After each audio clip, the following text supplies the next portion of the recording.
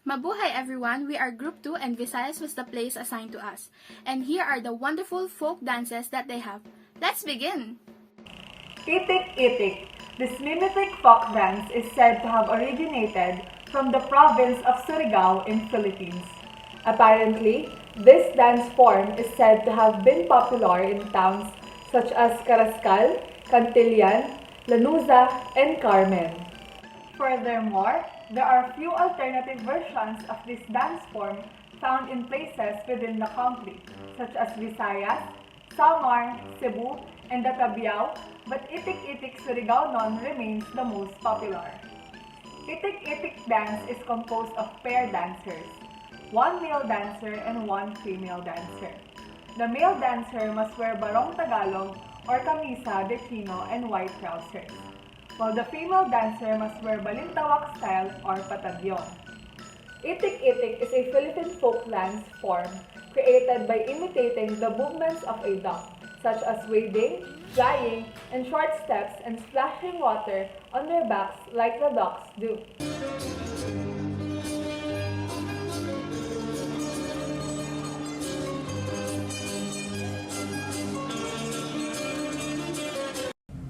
Escotes is popular in Capiz and is performed in social gathering of the people inhabiting the mountains of Capiz, in the barrios of Tinpas and Panitan, and also in the town of Panay. It is derived from the foreign Scottish or Scottish.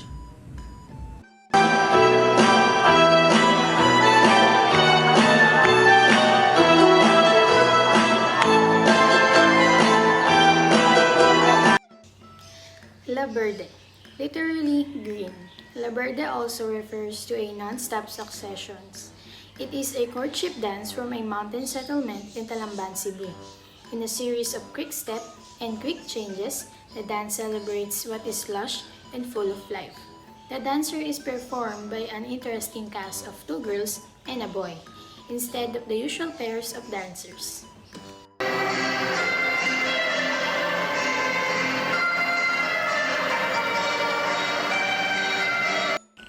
Sortido Cebuano. It is a square dance said to have originated in Bantayan, Cebu.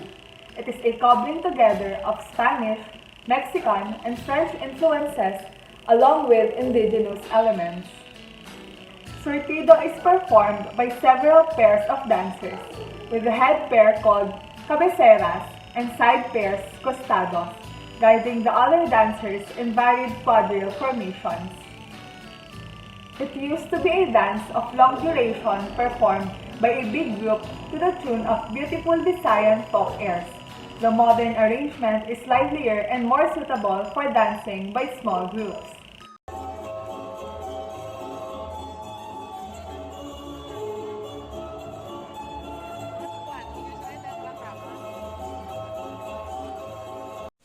Gapnad is a worship dance popular among the people of Negros Oriental. It is a reenactment of the discovery by a fisherman of the image of Saint Anthony of Padua, the patron saint of the town of Sibulan, Negros Oriental.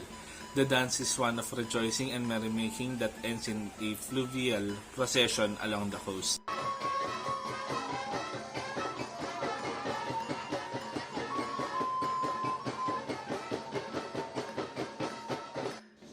Maramyon is a courtship dance that is popular in the island of Cebu and Bohol. It is a pantomime of a courtship story. Maramyon means fragrant or beautiful. Females are dressed in Visayan folk costume in patagyong, while men are dressed in barong Tagalog with white trousers.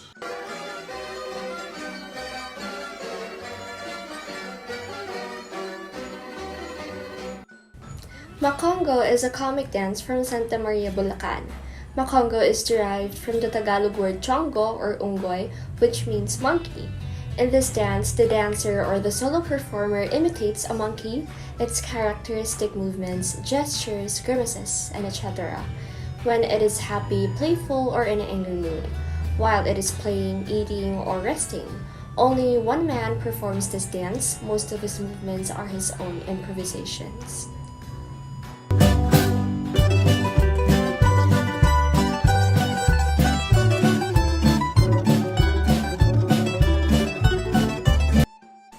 Mananggwete is a Visayan occupational dance in Tulambugan, Lanao. It depicts in pantomime all the stages of tuba gathering, such as sharpening the scythe, cleaning the bamboo containers, climbing coconut trees, getting tuba, pounding, squeezing, and straining the sap of the mangrove bark, mixing and then tasting the finished product.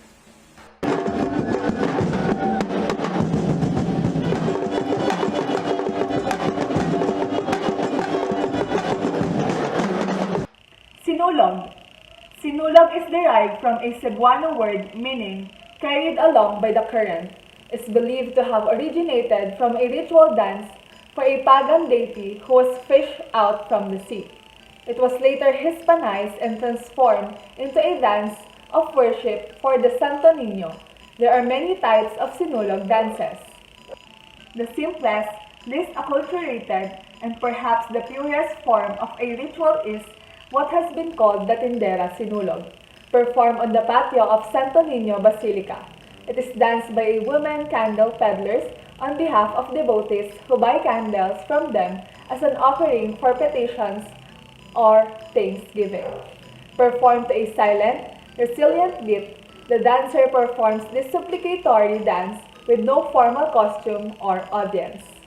There are three distinct phases in this ritual dance. There is first an introductory rite wherein the dancer takes an erect stance and raises the offering of candles toward the image of Santo Niño. The dancer then recites a prayer.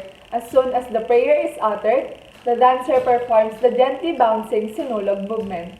The bouncing movement is restrained and almost piteous, originating from the torso and seeming to flow to the limbs in gentle, wave-like motions. The dancers are dressed in red and brightly colored ball gowns.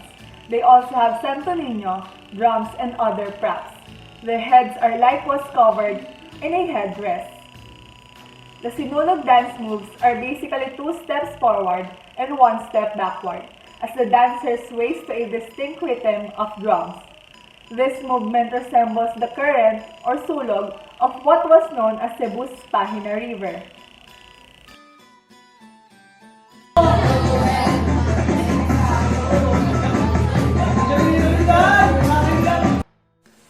Mananagat is occupational dance which originated from Bogo, Cebu. This dance imitates the work of a fisherman and his companions. Maria Nais, a native of Bogo, taught the dance to her friends in Flihan, a barrio of Abogon near Bogo. Performers are composed of girls wearing kimono sleeveless blouse and boys wearing cotton shirt and colored pants.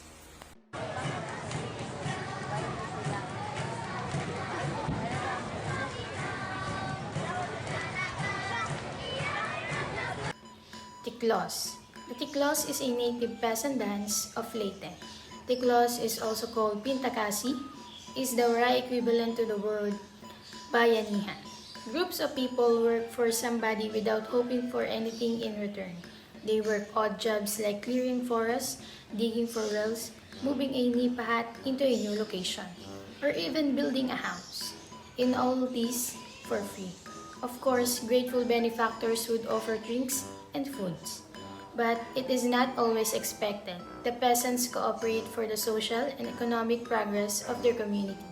Early in the morning, the leader of the tiklos beats the tambora, a kind of drum made from a hollow trunk of tree with a carabao hide head. Next is the sound of the subing, a bamboo flute, and a guimbal, small snare drum with a head of parchment made from a skin of a wild cat.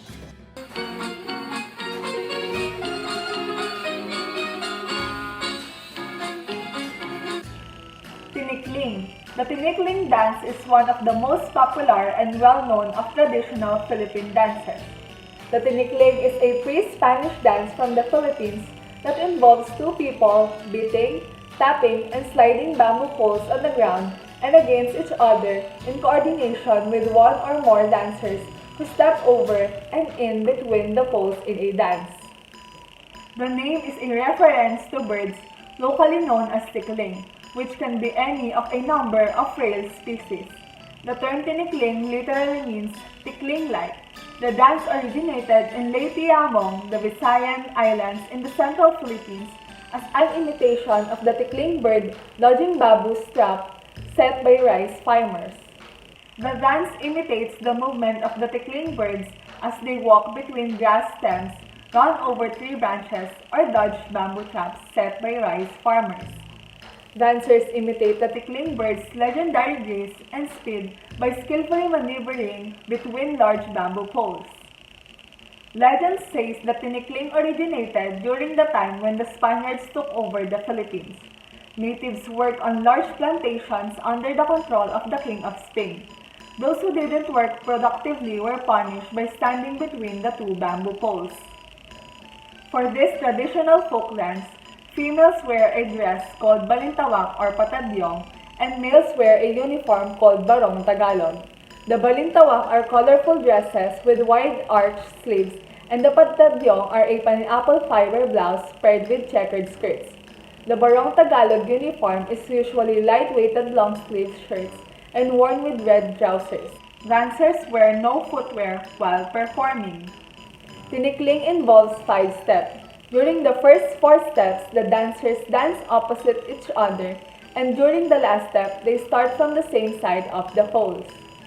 The bamboo is also used as a percussive instrument, as it is banged against the ground or a piece of wood to make it easier to hold and each other in a pattern. The bamboo has to be closed hard enough to make a sound, and the dancers must be quick enough not to get their foot or feet caught. As the dance continues, the banging of the bamboo becomes faster and harder. The sound of the clashing bamboo and the quickness of feet demonstrated by the dancers thrilling and awing the crowd.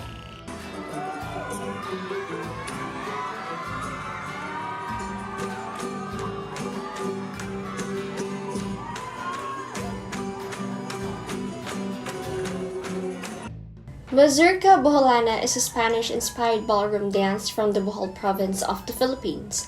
The country was under the rule of Spain for more than 300 years, during which time local culture was markedly influenced. Although the mazurka is the Polish national dance, it was widely popular throughout Europe in the 19th century and even in colonized lands overseas. The Philippine dance is ordinarily performed by men and women partners. Mazurka, Polish folk dance for a circle of couples, characterized by stamping feet and clicking heels, and traditionally danced to the music of bagpipes. The music is in 3/4 time with a forceful accent on the second beat. The dance, highly improvisatory, has no set figures, and more than 50 different steps exist.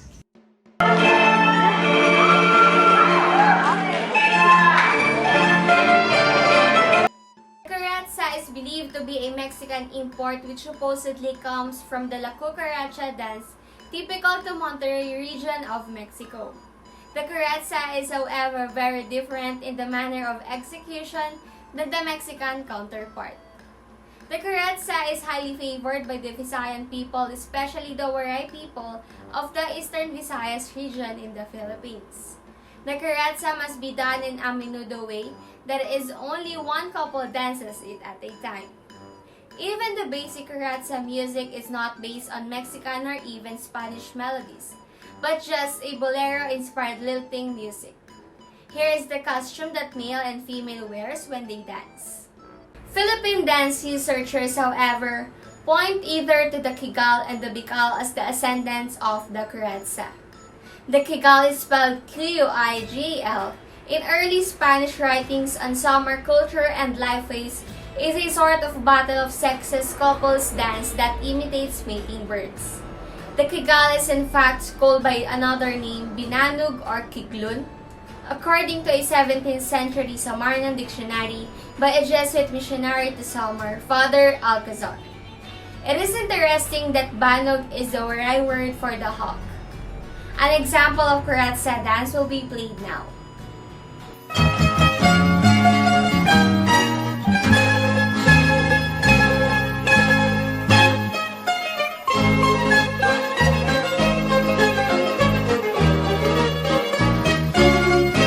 Jota is a popular dance introduced in the Philippines by the Spaniards. Jota Bal is a lively festival dance in Kamuhagin, Gumaka, Quezon. It is derived from the words Jota and Valse, which means waltz, a step, or dance in 3/4 times. The male wears barong Tagalog and black trousers, and female wears Maria Clara's dress. Here is an example of a hotable dance.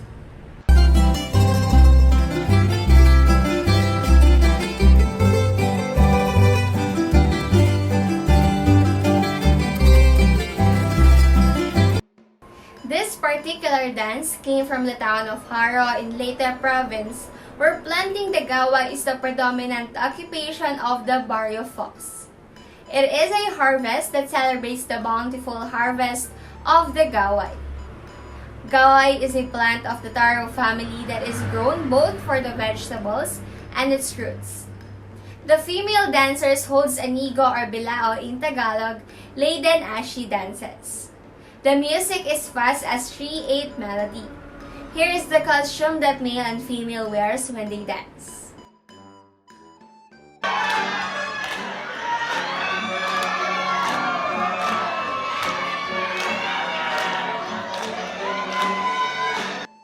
This is a favorite dance of the mountain people in the barrios of Panitan and Loktugan in Capiz.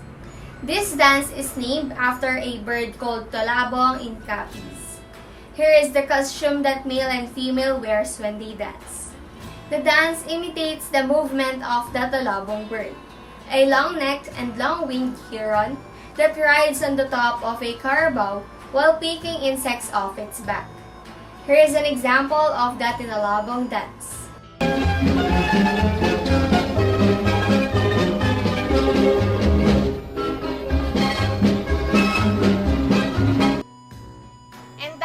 The Visayas folk dances. Thank you for listening and we hope that you learned something. Again, we are Group 2 representing Visayas, always at your service.